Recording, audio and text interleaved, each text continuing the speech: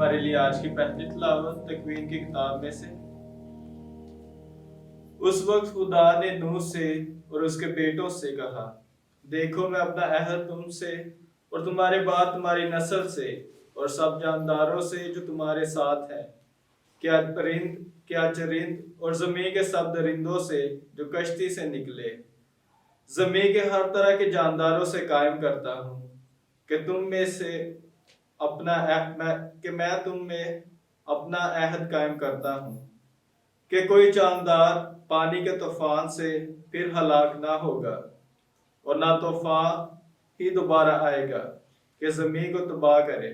और खुदा ने कहा कि जो अहद मैं हर जमाने की पुश्तों के लिए अपने और तुम्हारे दरमियान बल्कि तुम्हारे साथ के सब जानदारों के दरमियान करता हूँ, उसका ये निशान है, मैं अपनी कमान बादल में रखता हूँ, वो मेरे और ज़मीन के दरमियान अहद का निशान होगा।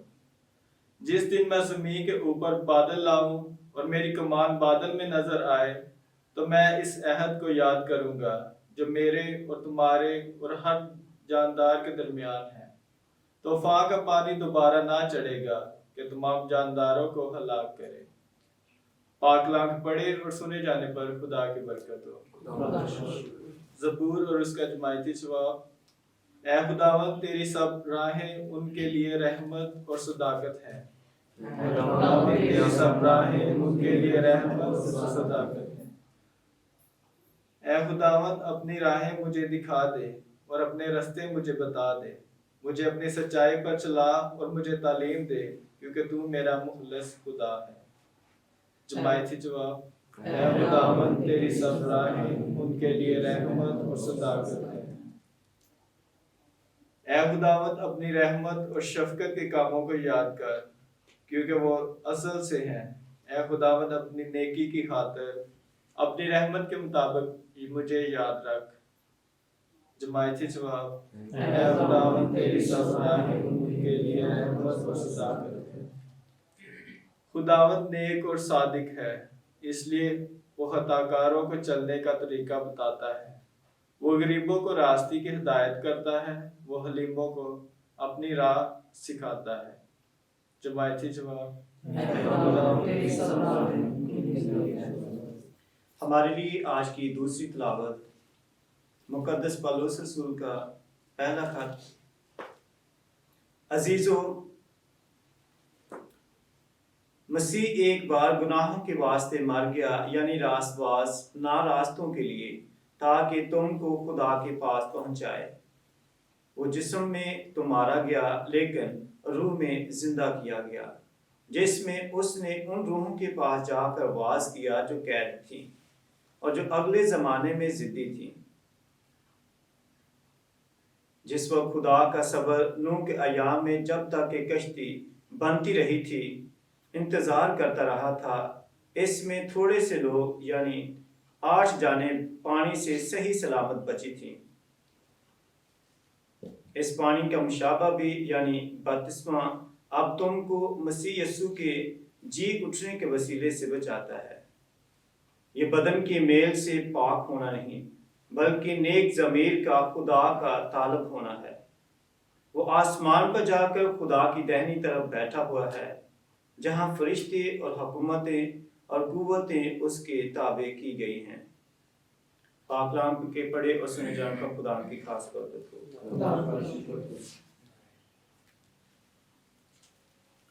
नारे हम्द। इंसान सिर्फ रोटी ही से नहीं जीता, बल्कि हर एक कलमे से जो खुदा के मुंह से निकलता है।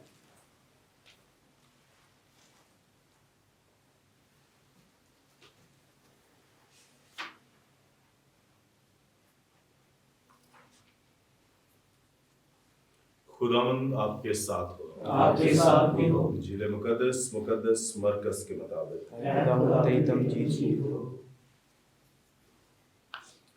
उस वक्त रूह ने फिलफौर यस्सु को बियाबान में बेच दिया, और वो बियाबान में 40 दिन शैतान से आजमाया गया और जंगली जानवरों के साथ रहा, और फरिश्ते उसकी खिदमत करते थे।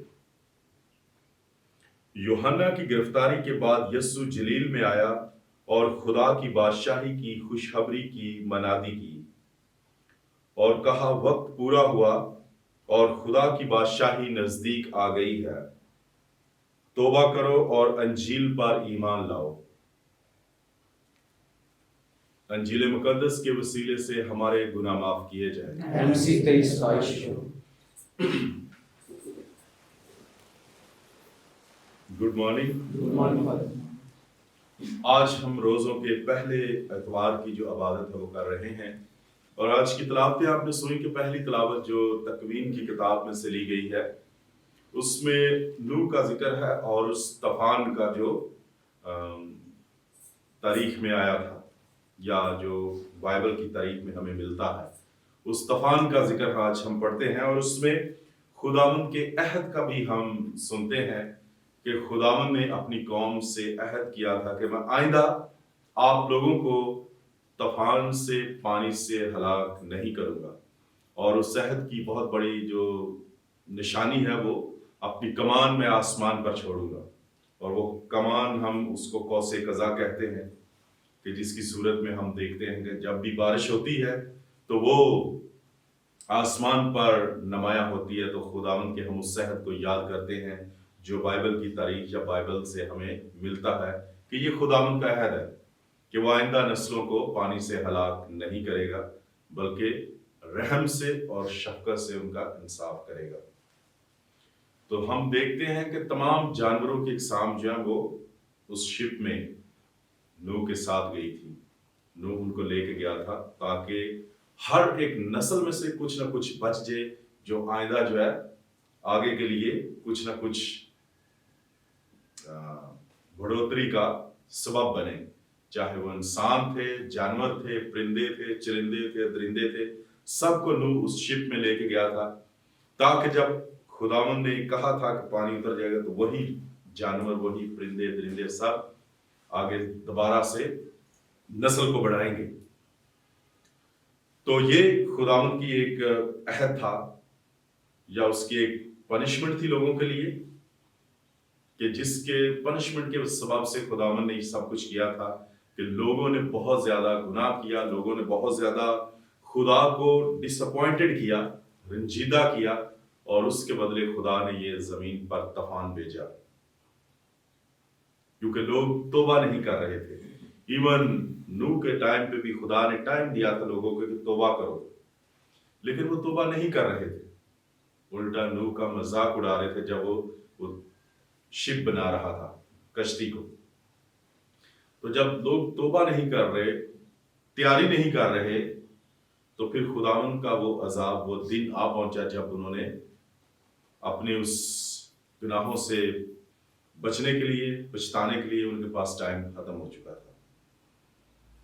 آج ہم دیکھتے ہیں کہ انجیل مقدس میں خدا یسوع مسیح جب وہ بھی بیابان میں جاتا ہے 40 دن کے لیے، اس پہ آزمائش ہے، مختلف چیزوں کی آزمائش آتی ہے، اس پہ شیطان اس کو آزماتا ہے اور وہ جنگلی جانوروں کے ساتھ ادھر رہتا ہے۔ شروع میں ہم دیکھتے ہیں کہ ہر ایک جانور جو خداوند نے نوح کو کہا تھا کہ اپنے ساتھ لے کر اس شپ میں جاؤ، اس شپ میں نوح ان کے ساتھ رہ رہا تھا، لیکن اب ان تمام جانوروں کے ساتھ خداوند خود اسٹے کر رہا ہے، جن کو اس نے اس ٹائم پہ کہا تھا کہ ان کو لے کے جاؤ تاکہ یہ آگے نسل کو بڑھائیں گے، اور انہی جانوروں کی نشاندہی کے طور پہ، علامت کے طور پر یسوع خود ان جنگلی جانوروں کے ساتھ اسٹے کر رہا ہے ہمارے لیے۔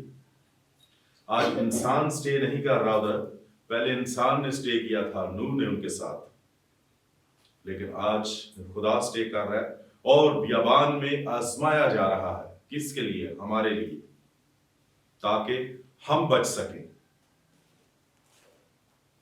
کیونکہ انسان کبھی بھی اپنے گناہوں سے توبہ نہیں کرتا یا بار بار گرتا ہے، تو اس لیے خداوند کو خود آنا پڑا کہ وہ خود ہمارے لیے تیاری کرے، خود ہمارے لیے روزہ ریاضت کرے اور خود تیاری کر کے ہمارے لیے اپنے آپ کو قربان کرے تاکہ انسان جو ہے وہ بچ سکے۔ اتنا پیار ہے خدا کو انسان سے، کیونکہ پہلے اس نے نوح کو بولا تھا کہ یہ کام کرو، کہ ان کو بچاؤ، किसी तरीके से हर एक को शिप में भेजा, इंसानों को, चरिंदों को, दरिंदों को, परिंदों को, ताकि ये बचें। लेकिन उसके बाद भी इंसान की वही हरकत व सुकनात थी, वही उसके काम थे। तो इसलिए अब खुदावंद को खुद आना पड़ रहा है कि मैं खुद बचाऊं जाके इनको। खुद तैयारी की है, खुद बियाबान में, जंगल में गया है, जानवरों के साथ रहा है, भूख प्यास सही है, हमारे लिए तैयारी की है। अभी क्योंकि वो तूफान नहीं भेजने वाला, पानी नहीं भेजने वाला, लेकिन खुदावंद के दिन आने वाले हैं। यीशु आज भी कह रहा है, मनादी कर रहा है, उसके बाद आजमाने के बाद फिर वो जाता है और लोगों को मनादी करता है कि आज भी वही टाइम है, तौबा करो, खुदावंद के दिन आने वाले हैं, जल्दी करो। खुदावंद का वक्त जो है वो नजदीक है। तैयारी उसने खुद की है और बता हमको रहा है। उधर पहली तलावत में खुदा नूह से लोगों को कह रहा है कि इनको बोलो तैयारी करें कि कोई आफत तूफान आने वाला है, लेकिन लोग नहीं समझ रहे। और उनको बचाने के लिए उसने नूह को बोला कि सबको लेके तूफान में जो लोग इस काबिल हैं उनको लेके चले जाओ। लेकिन इस बार यीशु ने, खुदा ने ये नहीं सोचा कि कुछ को बचाया जाए, बल्कि उसने सोचा कि पूरी ह्यूमैनिटी को, पूरी इंसानियत को, पूरी कायनात को बचाया जाए। इस दफा मैं खुद जाऊंगा और खुद जाके तैयारी की है। बियाबान में रहा है, भूख प्यास सही है, आजमाया गया है, उस आजमाइश पे वो जो है ना गालिब आया है। और उसके बाद तैयारी करके मुकम्मल लोगों में आया है कि मैं खुदावंद का वो पैगाम दूं अभी कि हमें तौबा करनी है, खुदावंद के जो हुक्म है, उनकी जो बातें उसको मानना है, वरना हम हलाक होंगे। तो इसलिए आज भी खुदावंद हमको वो मैसेज दे रहा है कि आज भी हमें जरूरत है कि हम तैयारी करें, इन रोजों के दिनों में तैयारी करें, अपने आप को इस काबिल बनाएं कि हम इन रोजों के दिनों में तैयारी करके खुदावंद के हुक्मों को समझ सकें, मान सकें। क्योंकि वो हमारी खातिर आया था, उसने हमारी खातिर अपने आप को कुर्बान किया है। तो इसलिए वो चाहता है कि उसकी तैयारी जो है वो जाया ना जाए। उसकी जो प्रेपरेशन थी, उसकी जो आजमाइश थी, वो हमारे काम आए। उसकी आजमाइश जो है उसने हमारी खातिर सही है ताकि हम बच सके। तो हमारा फर्ज बनता है कि खुदावंद यीशु मसीह के उस आजमाइश को, उस दुखों को, उस रियाजत को रायगा या जाया ना होने दे, बल्कि अपने आप को बचाएं। अभी नूह नहीं आएगा जो हमें लेके शिप में दाखिल हो जाएगा। अभी खुदावंद के हुक्म है जो हमारे लिए छोड़ गया कि उनको फॉलो करो, उनको मानो। अभी मैं तुमको पानी से हलाक नहीं करूंगा, लेकिन ये नहीं हो सकता कि खुदावंद जो है हमारे गुनाहों का हिसाब ना करे या वो हमारा इंसाफ ना करे। क्योंकि अगर वो किसी का भी इंसाफ नहीं करता तो फिर खुदावंद की नजर में गुनाहगार और नेकोकार सब एक होंगे। लेकिन शर्त यह है कि गुनाहगार भी खुदावंद की नजर में अगर एक होना चाहते हैं तो उनके लिए तौबा जरूरी है, तैयारी जरूरी है। और इन दिनों में चर्च हमें टाइम देता है कि हम अपने आप को तैयार करें उस वक्त के लिए जो खुदावंद की बादशाही में हम दाखिल होंगे तो हम सुरखरू हों।